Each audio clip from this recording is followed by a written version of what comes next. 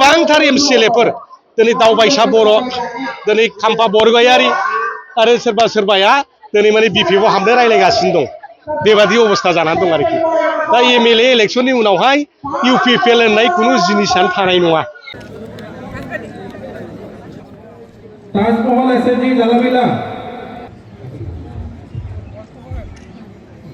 BPF दोलोआ थांनाय बिसायख'थियाव जे रायजोफोरनो रादाय होबोदोंमोन बेखौ जों मोनसेनिफ्राय मोनसे मावफुंगासिनो दं स्पेसियेलि जोंना मोनबा बिनि बादैबो जों मावगासिनो दंखायो दा गिबियावनो जोंना हानि पाट्टा होनायमोन दा बेखौ जोङो मावनो हाबाय थांनाय 10 फेब्रुवारियावनो बड'लेण्ड डे फालिनायाव होजेनखादों दा जों कनस्टिटिउन्सि वाइज बेखौ होलांगासिनो दङ इयुथफोरनो 2 लाख होनायनि बाथ्रा बेखौबो होबाय आइबिएस जायफ्रा दुखिया गरिब मानसिफोर दिनै मैगं फाननानै जाग्रा फिथा एवनानै बा फाननानै जाग्रा बेफोरनोबो 10,000 होनाय आरो सिनियर सिटिजेन आरो बिकलांग बेनोबो 10,000 होनाय हाबाफारिया दा सोलिगासिनो दङ बे फार्स्ट फेज आरो बोसोरफ्रोमबो सोलिबाय थागोन बे देग्लाय माने 26आव जाबाय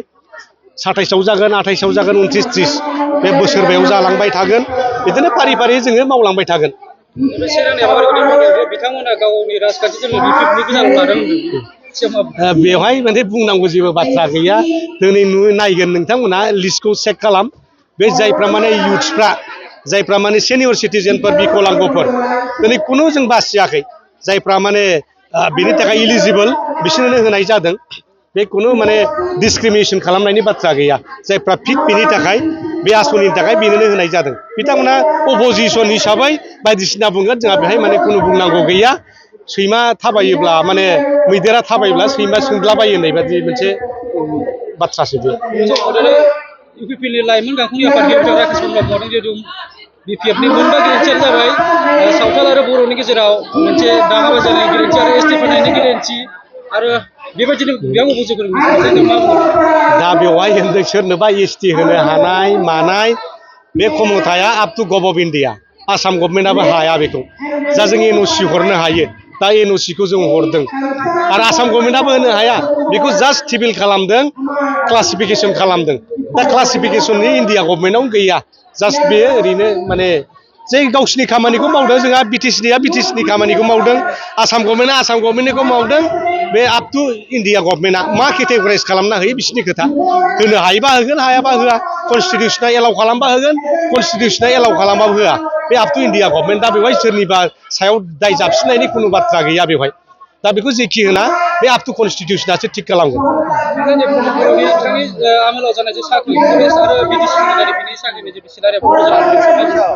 दा साख्रिया बिथांमोना होलांदों फरेस्ट डिपार्टमेन्टआव होदों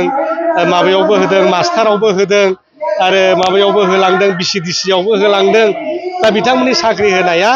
स्टेट गभर्नमेन्टनिफ्राय एसआइउ मोननाय गैया जायनि थाखाय दिनै बिसिडिसि सेक्रेटारिफोर फरेस्ट डिपार्टमेन्टनि मानसिफोर मास्टारफ्रा दिनै माने साख्रिनि थाखाय हाहाकार जाफिननांबाय आरो दाख्लि 26 तारिखआवनो मास्टारफोरनि एपइन्टमेन्ट होनाया अलरेडि डिउरेसना जोबलांबाय दा मा जाखो बे साख्रिया मानसिफोरना 6 मासल' साख्रि जायो नामा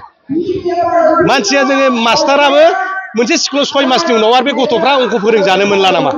बेवहाय साइन्स फोरोंजानो मोनला नामा मा मास्टार साख्रि होनाय जाखो बेलाय दा प्रमद बर'नि खामानि मावनाय इउपिपिएलनि खामानि मावनाया बिदिनो बिथांमोना खुनु मिशन भिजन गैया खोथायावसो बुङो माने बिराद माने मिशन क्वालिटी एडुकेशन बिराद मिशन बानायदों अमा मिशन बोरमा मिशन दाउ मिशन बानायदों मोनसेबो मावलां हायाखै 5 बोसोराव दा बिथांमोना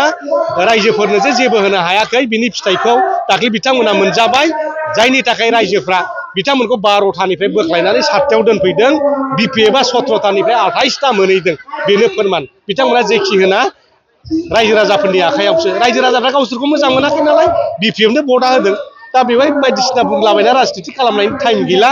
दाबो सम दङ राकेशआ जुदि बिबान गारनानै फैयोब्ला बिपिएफआव जों दाबो बजबनानै लायो बिथांखौ आरो गोबांथार एमसिएलएफोर दिनै दावबायसा बर' दिनै खाम्फा बरगयारि आरो सोरबा सोरबाया दिनै माने बिपिएफआव हाबनो रायलायगासिनो दं बेबादि अबस्था जानानै दं आरोखि दा एमएलए इलेक्शननि उनावहाय इउपिपिएल होननाय खुनु जिनिसानो थानाय नङा दा बे बिथांमोननि नावआ बैथा गैयै जाबाय नावआ गब्लंबाय दै गेजेराव थांनानै गोदोसिगोन दा बे आरोखि बे गोदोनाय नावआव रावबो गाखोला सिं बायनायाव रावबो गाखोआ दा बेबायदिनो गोदोनाय नाव आरो बे सिट बायखानाय मोनसे गराय आरो पामसार जानाय मोनसे ट्रेक्टर बेखौ रावबो सालायला बाहायलाबो एबारनि इलेक्शननि उनाव बेखौ रावबो नुनाय नंला आरो मालाय